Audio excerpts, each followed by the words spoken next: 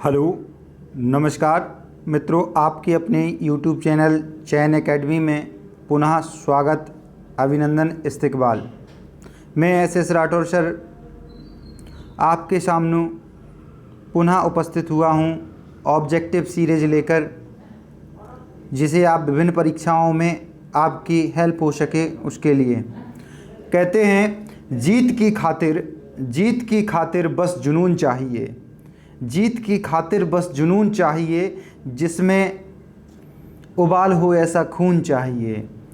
ए आसमां भी आएगा ज़मीं पर, दोस्तों ए आसमां भी आएगा ज़मीं पर, बस इरादों में जीत की गूंज चाहिए, बस इरादों में जीत की गूंज चाहिए।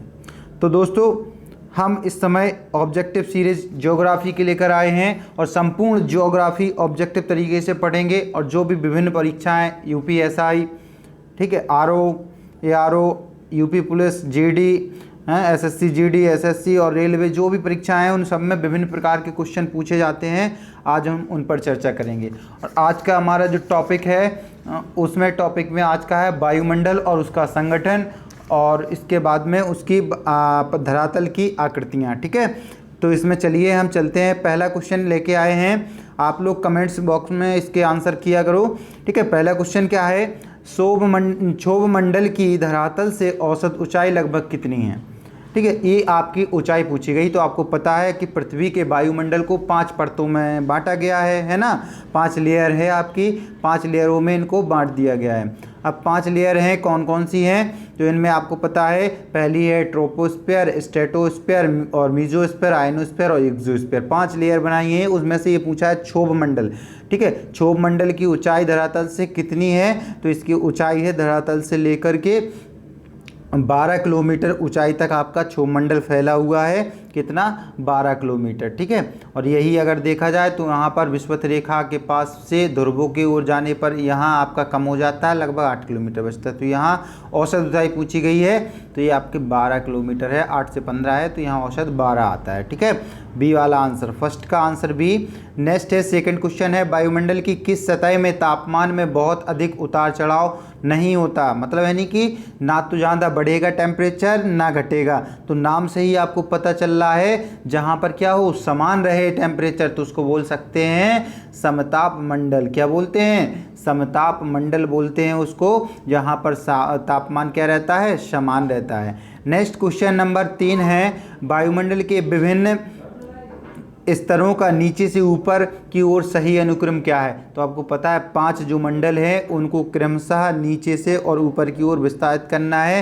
तो सबसे पहला मंडल जो है आपका, उसका नाम है क्षोभ मंडल। ठीक है, पहला क्या है आपका, स्ट्रेटोस्फीयर बोलते हैं हम इसको, क्षोभ मंडल। ठीक है, दूसरा इसके बाद है आपका ट्रोपोस्फीयर, अर्थात इसको समताप मंडल बोलते हैं। फिर है आपका मीजोस्फीयर या मध्यमंडल, मीजोस्फीयर। फिर आपका आयनोस्फीयर है। ठीक है, आयनोस्फीयर है आपका। इसके बाद नेक्स्ट और अंतिम है आपका एक्सोस्फीयर। क्या है, अंतिम है आपका एक्सोस्फीयर। तो इस अनुसार आपके इनके क्या है, क्षोभ मंडल, समताप मंडल, मध्यमंडल और आयन मंडल, बाद में वायुमंडल। तो आंसर ए वाला होगा, 3 का आंसर हुआ ए। नेक्स्ट क्वेश्चन है, क्वेश्चन नंबर 4 है, रेडियो तरंगें पृथ्वी पर किस मंडल से वापस परावर्तित होकर आती हैं। तो दोस्तों ये आपके मंडल है, इसमें से रेडियो तरंगें, तो आपको पता है रेडियो तरंगें जो होती है आयन मंडल से टकरा करके वापस आती हैं। तो यहाँ पर आपका आयन मंडल आंसर होगा।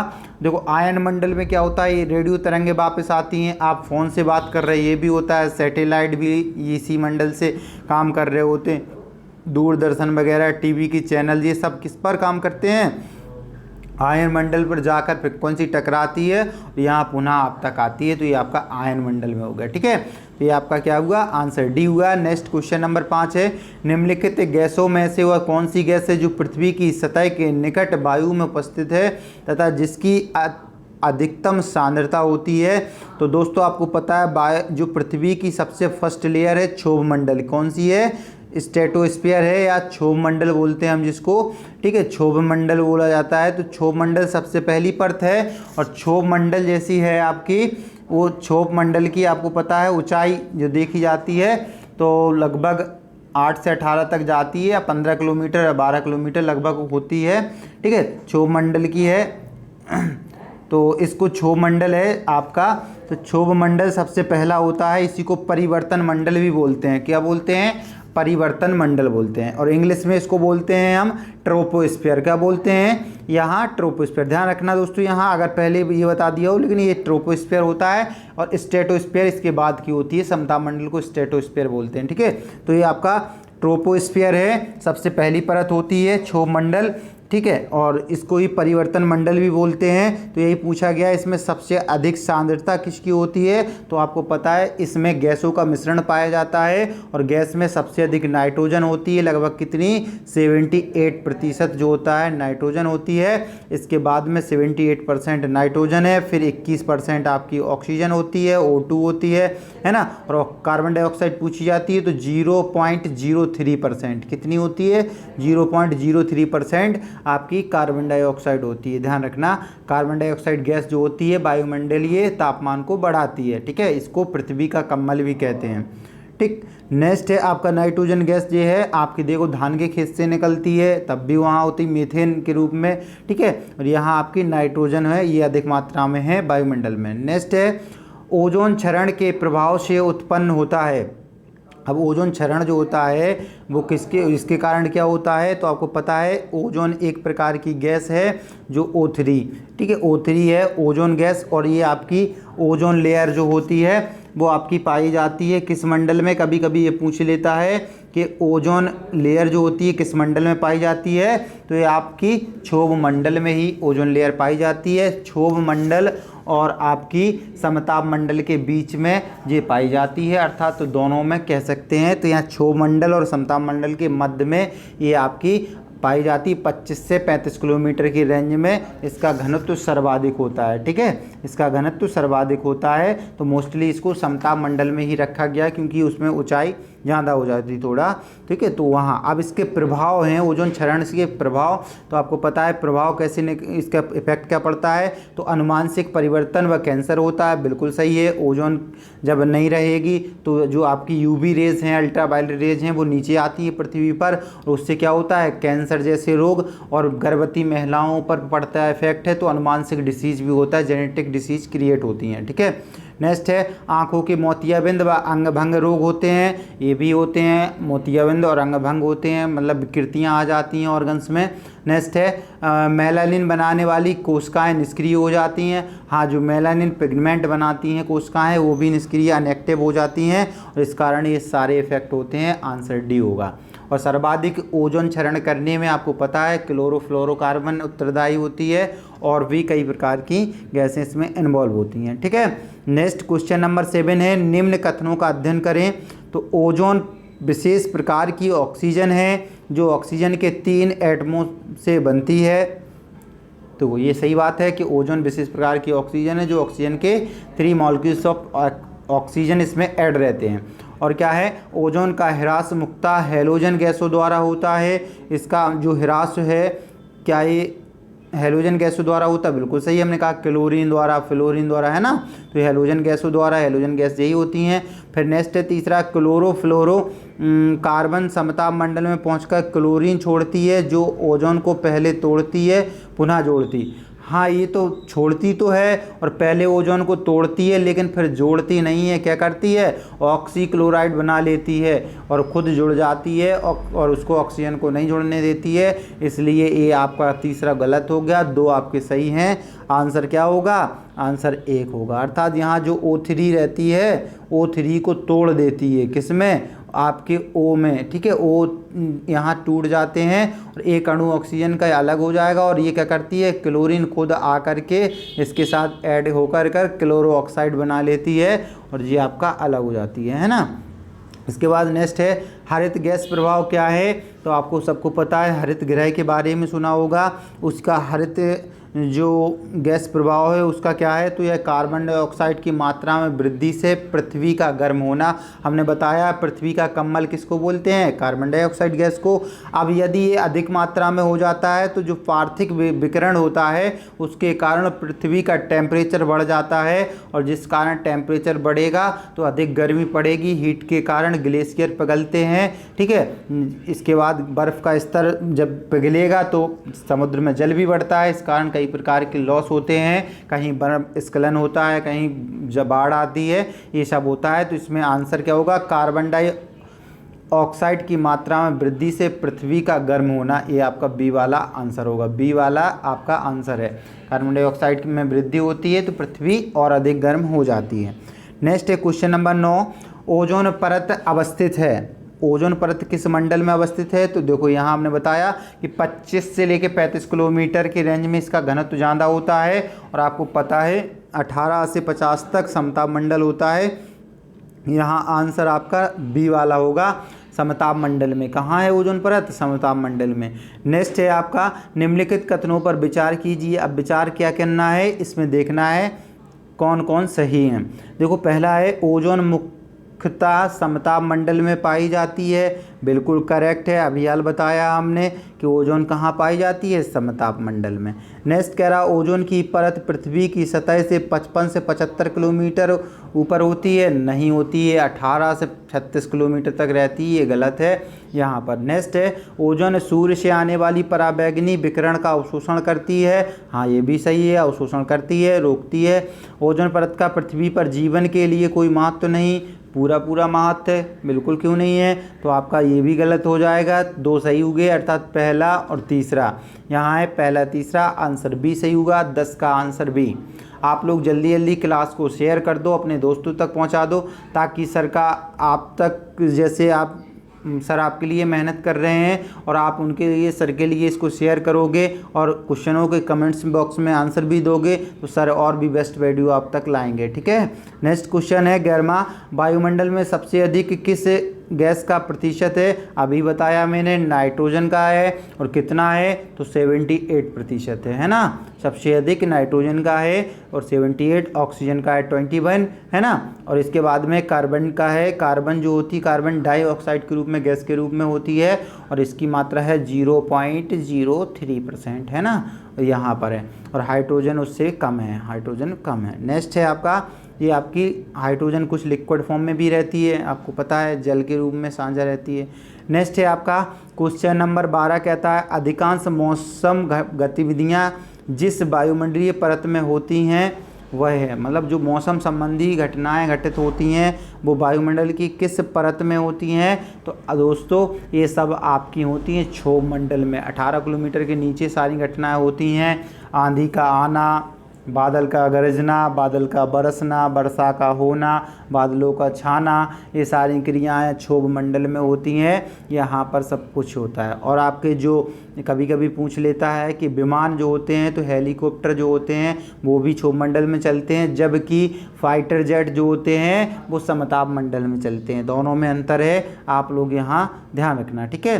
तो 12 का आंसर सी होगा। 13वां क्वेश्चन कह रहा है, समताप मंडल में जेट विमानों की उड़ान के लिए आदर्श मान्य है, क्योंकि आपको पता है, अभी हाल बताया मैंने, जेट विमान समताप मंडल में उड़ते हैं, और ये आदर्श क्यों है, ये वहाँ का मानसून इसमें इसलिए है क्योंकि इस परत में बादल व अन्य मौसमी घटनाएं नहीं होती, इसलिए साफ दिखाई देता है और बादलों से टकराने का डर नहीं रहता है, ना ही वो भीगते हैं, तो इस कारण से यहाँ उड़ते हैं। आंसर डी वाला होगा। यहाँ क्या नहीं होता है, बादल तथा अन्य मौसमी घटनाएं नहीं होती, आंधी तूफान नहीं आता है यहाँ पर, ठीक है।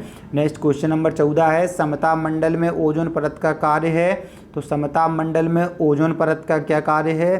तो आपको पता है, समताप मंडल में ओजोन परत क्या करती है, पराबैंगनी विकिरण पात को थामना, मतलब यानी कि रोकती है सूर्य के साथ आने वाली पराबैंगनी किरणों को। आंसर डी होगा 14 का। नेक्स्ट क्वेश्चन नंबर 15 है, रेडियो तरंगों के विक्षेपण के लिए वायुमंडल के निम्नलिखित स्तरों से कौन सा स्तर उत्तरदायी है? अभी हाल बताया है, जो आयन मंडल होता है, रेडियो तरंगें उसी से परावर्तित होकर के वापस आती हैं। आंसर डी होगा। मध्य मंडल आपको पता है, मीजोस्फीयर मध्य का होता है, और समताप मंडल में क्या होता है, तापमान समान रहता है, और यहाँ पर कोई मौसमी घटनाएं भी नहीं होती, जबकि क्षोभ मंडल में सर्वाधिक मौसमी घटनाएं घटित होती हैं। ठीक है। इसके बाद नेक्स्ट क्वेश्चन नंबर 16 है, उत्तरीय ध्रुवीय प्रकाश के लिए वायुमंडल की कौन सी परत जिम्मेदार है? तो उत्तरीय ध्रुवीय प्रकाश के लिए वायुमंडल की जो है आयन मंडल जो होती है यही आपकी रिस्पॉन्सिबल होती है उत्तरीय ध्रुवीय प्रकाश के लिए। आपका यहाँ ध्रुवण होता है क्योंकि यहाँ पर फ्री मतलब जो होते हैं पार्ट पाए जाते हैं उनसे टकराकर ध्रुवण की क्रिया होती है, ठीक है। तो आंसर सी होगा 16 का। नेक्स्ट क्वेश्चन नंबर 17 है, देखिए ये आ सकता है आपका आरओ वगैरह में और लोअर पीसीएस वगैरह में, आईएसआई में इसी प्रकार के क्वेश्चन आते हैं। क्या कह रहा है, वायुमंडल अधिकांश ऊष्मा परोक्ष रूप से सूर्य से तथा प्रत्यक्ष रूप से पृथ्वी के धरातल से प्राप्त करता है। देखो लेखपाल मेंस में भी ऐसे आ सकते क्वेश्चन हैं। तो इसमें है वायुमंडल अधिकांश ऊष्मा परोक्ष रूप से सूर्य से तथा प्रत्यक्ष रूप से पृथ्वी के धरातल से प्राप्त करता है। क्या ये सच बात है? ठीक है, तो ये सही है क्योंकि परोक्ष रूप से सूर्य से आती लेकिन पृथ्वी से फिर टकरा करके उसमें पार्थिव विकिरण के कारण गर्म होता है वायुमंडल। नेक्स्ट कह रहा है कारण, पृथ्वी के धरातल पर सौर लघु किरणें पार्थिविक ऊर्जा की लंबी तरंगों में परावर्तित होती है। अभी हाल बताया कि जो सूर्य है, सपोज करो ये सन है और सन से क्या है किरणें निकल रही हैं और ये हमारी पृथ्वी है और पृथ्वी पर आकर ये किरणें जब टकराती हैं तो टकराने के बाद कुछ किरणें तो यहाँ डिस्ट्रॉय 10% लगभग हो जाती हैं, बाकी यहाँ पार्थिविक विकिरण के कारण वायुमंडल में फिर से जाती हैं और यहाँ वायुमंडल में गैसें वगैरह होती हैं, इनसे टकरा कर ये फिर यहीं गति करती है, कुछ निकल जाती है, ठीक है। तो इसके कारण पृथ्वी का गर्म हो रहती है और यहाँ समान टेम्परेचर वगैरह बना रहता है। तो ये आपका सही है, ये दोनों सही हैं। तो इसका आंसर क्या होगा, ए और आर दोनों सही हैं। आर ए का सही व्याख्या नहीं करता है, ये पूछ रहा है, ठीक है। तो ये आपका क्या कह रहा है, ये दोनों सही तो हैं लेकिन व्याख्या क्या नहीं कर रहा है क्योंकि इसमें लिखा परोक्ष रूप से नहीं बल्कि प्रत्यक्ष रूप से क्या करते हैं, पार्थिविक ऊर्जा की लंबी किरणों में परिवर्तित होते हैं, लंबी में नहीं होते हैं। ये इसका मतलब दोनों कथन और कारक तो सही हैं, ये आपका होता है लेकिन ये इस पर डिपेंड नहीं है, व्याख्या नहीं कर रहा है। इसने अलग पॉइंट कहा, इसने अलग कहा, तो आंसर बी वाला आंसर होगा 17 का बी। 18वां क्वेश्चन है, निम्नलिखित में से कौन सी वायुमंडलीय परत है जिसमें ऊष्मा के साथ तापमान में वृद्धि अंकित की जाती है? तो आपको पता है कि सर्वाधिक जो होता है ऊष्मा के साथ तापमान में वृद्धि किस में होती है? सर्वाधिक वृद्धि होती है आयनोस्फीयर में। यहाँ पर आयन आपस में टकराकर टेम्परेचर बढ़ाने लगते हैं तो इसको आयनोस्फीयर में सर्वाधिक होता है, ठीक है। इसमें आयनोस्फीयर में तापमान में वृद्धि अंकित की जाती है। नेक्स्ट है क्वेश्चन नंबर 19 है, वायुयान किस मंडल में चलाना सुलभ होता है? तो वायुयान जो होता है चलाना सुलभ कहाँ होगा, जहाँ समान रहे तापमान, कोई दिक्कत ना आए। तो यहाँ समान जो आपका समताप मंडल होता है वहाँ वायुयान आसानी से चलाए जा सकते हैं, ठीक है। लेकिन यहाँ आपके जो हेलीकॉप्टर होते हैं वो नहीं पहुँचते हैं, वो मोस्टली क्षोभी मंडल में चलते रहते हैं।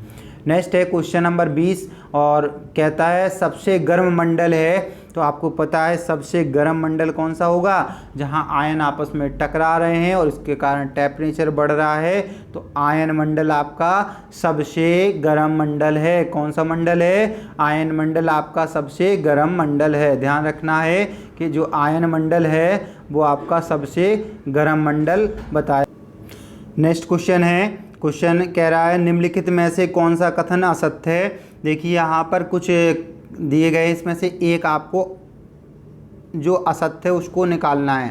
पहला कह रहा है भूपृष्ठ न्यूनतम घनत्व का क्षेत्रफल है, अर्थात पृथ्वी का जो भूपृष्ठ है वो न्यूनतम क्षेत्रफल का है। इसके बाद नेक्स्ट कह रहा है कि जो पृथ्वी है, इसके बाद बी कह रहा है भूपृष्ठ के तल में भूकंपीय तरंगों की गति में अचानक वृद्धि हो जाती है, ठीक है। तो अचानक वृद्धि हो जाती है, क्या ऐसा होता है, अचानक इसमें वृद्धि होती है। नेक्स्ट कह रहा है वो कह रहा है कि मोह विषम विन्यास ऊपरी मेंटल को निचले मेंटल से अलग करता है, ठीक है। तो जो आपका क्वेश्चन इसमें कह रहा है लास्ट है पृथ्वी का वाह क्रोड तरल अवस्था में होता है। देखिए पृथ्वी की संरचना है उसी से क्वेश्चन पूछा गया है और उसी में आपको कथन बताना है किस अनुसार, ठीक है।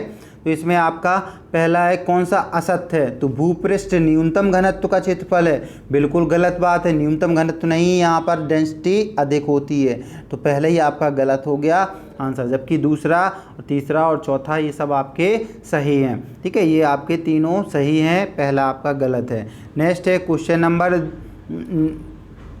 मतलब इसमें भूपृष्ठ न्यूनतम घनत्व सर्वाधिक किस पर होगा, तो ये आपका घनत्व जो होता है सर्वाधिक होता है न्यूनतम घनत्व।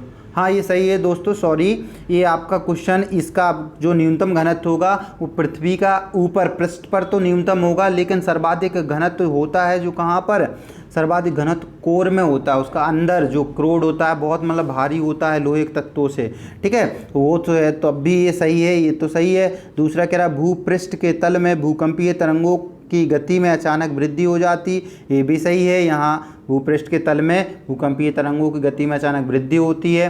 नेक्स्ट है मोहो विषम विन्यास ऊपरी मेंटल को निचले मेंटल से जोड़ता है, नहीं, ये क्या करता है, निचली मेंटल को जोड़ता है, आपकी बीच वाली परत से जोड़ता है, ठीक है। मोहो जो असमता होती है वो किससे जोड़ती है, क्रेस्ट को मेंटल से जोड़ती है, ना कि ऊपरी मेंटल को निचली मेंटल से, ये आपका गलत है, सी वाला। किसको जोड़ती है, वो आपकी क्रिस्ट को मेंटल से या मेंटल को क्रिस्ट से जोड़ती है, आपका सी आंसर होगा इसका। नेक्स्ट क्वेश्चन है भूगर्भ के संबंध में निम्नलिखित कथनों का अध्ययन कीजिए तथा नीचे दिए गए कूट से सही उत्तर चुनिए। ठीक है, क्या है इसमें, भू पृथ्वी से संबंधित क्वेश्चन है, कथन क्या कह रहा है, कथन का अध्ययन कीजिए तथा नीचे दिए गए कूट का सही उत्तर चुनिए। इसमें आपको देखना है कौन कौन सही हैं। पहला है धरातल से भूगर्भ की ओर ताप औसतन प्रत्येक 32 मीटर पर 1 सेल्सियस बढ़ता है। धरातल से ऊपर जाने पर 32 मीटर पर 1 सेल्सियस बढ़ता है तापमान, ठीक है। दूसरा कह रहा है बढ़ता है, हाँ ये सही होगा क्योंकि ये आपका 32 मीटर पर जाने पर 1 सेल्सियस बढ़ता है, ये सही है। पृथ्वी का बाह्यतम परत में सिलिका एवं एल्युमिनियम की बहुलता होती है, सिलिका एवं एल्युमिनियम की बहुलता होती है, ये भी सही है। आपको पता है इसको बोला जाता है सिलिका और एल्युमिनियम सियोल बोलते हैं ना, इसको बाहरी परत को सियोल बोला जाता है ना। फिर होता है सीमा और इसके बाद होता है सियोल, सीमा और आपकी नीफ, लास्ट होता है नीफ, ठीक है, नीफ, इसमें आयरन और निकल की अधिकता होती है, ठीक है, तो इसमें ये भी सही है। नेक्स्ट है भूक्रोड का घनत्व 10 से 12 ग्राम प्रति सेल्सियस क्यूब होता है, ये भी सही है। तीसरा भी सही है। चौथा भूगर्भ में भूकंपीय तरंगों का संचार समान गति से होता नहीं होता है, यहाँ डिफरेंट परत में डिफरेंट तरीके से होता है। आंसर आपका ये चौथा वाला गलत हो जाएगा, तो इसमें 3 सही हैं, पहला दूसरा तीसरा, आंसर बी होगा, ठीक है, 10 का आंसर बी होगा। नेक्स्ट क्वेश्चन है पृथ्वी की आयु लगभग है, तो पृथ्वी की आयु जो है उसको देखा गया है, तो इसकी आयु लगभग बताई गई है 4.6 अरब वर्ष, ठीक है। ये आपकी चट्टानों की आयु ज्ञात करके इसकी आयु निकाली गई थी, ठीक है, और कार्बन डेंटन पद्धति के आधार पर जीवाश्म और इनकी सबकी जानकारी की जाती है। नेक्स्ट है सियोल, सीमा तथा नीफे के रूप में भूगर्भ का विभाजन किया गया था, मतलब किसने ये सिद्धांत दिया था कि पृथ्वी 3 परतों से मिलकर बनी है, सियोल, सीमा और नीफे, ठीक है। तो सियोल, सीमा और नीफे के लिए जो आपकी थ्योरी दी गई थी वो किसने दी थी, तो सोडियम जो आपकी थी, सोडियम मतलब इसमें था जो स्विस द्वारा दी गई थी, किसने दी गई थी, तो स्विस द्वारा ये थ्योरी दी गई थी, किसने, तो स्विस द्वारा, आपका डी वाला आंसर। नेक्स्ट है पृथ्वी के भूपृष्ठ पर निम्नलिखित खनिजों में कौन सा खनिज अत्यधिक पाया जाता है, तो पृथ्वी के सर्वाधिक भूपृष्ठ पर जो होता है खनिज पाया जाता है सिलिका। क्या पाया जाता है, सिलिका, जिसे हमने बताया है ना, सीमा, सियोल, ठीक है, पहली परत जो है आपका सियोल होती है, सिलिका और एल्युमिनियम की, इसमें सर्वाधिक सिलिका होती है। फिर सिलिकॉन, सीमा मतलब यानी कि और मैग्नीशियम होती है, ठीक, इसके बाद फिर आपकी नीफे होती है, ठीक है, तो आपका इसमें आंसर होगा सिलिका सर्वाधिक पाई जाती है। जबकि देखो यहाँ भूपृष्ठ पर सिलिका पाई जाती है, जबकि वायुमंडलीय पृष्ठ पर आपका कौन सी गैस पाई जा रही है, तो वो आपकी पाई जा रही है वहाँ पर नाइट्रोजन वायुमंडल में, और भूपृष्ठ पर गैस पूछी जाए तो वहाँ ऑक्सीजन होगी। ठीक है, नेक्स्ट है क्वेश्चन नंबर 14, पृथ्वी के आंतरिक भाग में किस चट्टान का निर्माण अधिक ऊंचाई और दबाव से हुआ है? अधिक ऊंचाई और दबाव से किस चट्टान का निर्माण होता है? तो जो कायांतरित या रूपांतरित चट्टानें बनती हैं उनका अधिक प्रेषण के कारण इनका निर्माण होता है। कायांतरित या रूपांतरित चट्टान ये क्या होती हैं? अग्नि चट्टान ही रूपांतरित में कन्वर्ट हो जाती हैं। आंसर सी होगा। ठीक है, नेक्स्ट है अग्नि चट्टान के संबंध में लिखित में से कौन सा कथन असत्य है? अग्नि चट्टानों में परतों का पूर्णतः अभाव पाया जाता है। असत्य देखना है। ठीक है, तो परतों का अभाव पाया जाता है, सही बात है। लेकिन इन चट्टानों में रवे पाए जाते हैं, ये भी सही है, क्रिस्टल होती हैं। ठीक है, और इसके बाद है इन चट्टानों में जीवाश्म बेस या फोसिल्स का अभाव पाया जाता है, ये भी सही है क्योंकि नहीं होती हैं। इन चट्टानों में जोड़ या जॉइंट पाए जाते नहीं, इनमें जॉइंट नहीं पाए जाते हैं। यही क्या है आपका? असत्य है कि इसमें जॉइंट नहीं पाए जाते हैं। तो यहाँ आंसर आपका डी वाला होगा, इनमें जॉइंट नहीं पाए जाते। तो सीधा मैग्मा आया, जम गया, बस। ठीक है, नेक्स्ट क्वेश्चन नंबर नेक्स्ट है निम्नलिखित में से कौन रूपांतरित चट्टान नहीं है? तो आपको पता है रूपांतरण के बाद बनता है। और कौन कौन सा रूपांतरण चट्टान का उदाहरण नहीं है? तो आपको पता है स्लेट रूपांतरण चट्टान है, स्फटिक है, संगमरमर है, लेकिन ग्रेनाइट नहीं है। कौन नहीं है? ग्रेनाइट नहीं है रूपांतरण चट्टान का उदाहरण, जबकि संगमरमर और स्फटिक और स्लेट आपकी रूपांतरित चट्टानें हैं। नेक्स्ट क्वेश्चन नंबर 17 है धरातल के सर्वाधिक भाग पर निम्नलिखित में से किस चट्टान का विस्तार पाया जाता है? धरातल के सर्वाधिक भाग पर निम्नलिखित में से किस चट्टान का विस्तार पाया जाता है? तो सर्वाधिक विस्तार इनमें से किस भाग पर पाया जाता है? अवसादी चट्टान सर्वाधिक हैं। ठीक है, अवसादी चट्टानों का विस्तार सर्वाधिक है। नेक्स्ट है आपका क्वेश्चन नंबर 18, निम्नलिखित में कौन कायांतरित शैल है? तो कायांतरित या रूपांतरित इसी को बोलते हैं। तो कायांतरित चट्टान अभी हाल बताया है, संगमरमर जो है आपका कायांतरित चट्टान का उदाहरण है। ठीक है, नेक्स्ट है आपका निम्नलिखित में से कौन सुमिलित नहीं है? तो आपको पता है बालू पत्थर जो है कांग्लोमरेट प्रकार की चट्टान से है। चूना पत्थर संगमरमर सही है, ग्रेनाइट नीस सही है, ग्रेफाइट हीरा। ठीक है, इनमें से पूछा कौन सा सही नहीं है? तो आपको पता है यही फर्स्ट वाला नहीं है, बालू पत्थर सिलिका होती है, ये नहीं है कांग्लोमरेट। ठीक है, कौन है? चूना पत्थर है, संगमरमर है, ग्रेनाइट नीस है, ये सही है, ग्रेफाइट हीरा है, ये भी सही है। ठीक है, नेक्स्ट है आपका सुमिलित कीजिए। अब इनको मिलाने हैं आपको। स्लेट जो है आपका और लिग्नाइट है, और इसके बाद में यहाँ दिए गए और बॉक्साइड है और ग्रेनाइट है। ठीक है, तो ग्रेनाइट, बॉक्साइड और आपका स्लेट और लिग्नाइट इनको मिलाना है। कौन अग्नि चट्टान से बने हैं, कौन कायांतरिक शैल से बने हैं, इनको सबको मिलाना है। तो यहाँ आप मिलाओगे।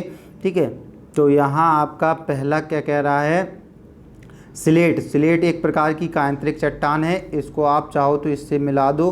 कायांतरिक चट्टान है आपका ए का दूसरा।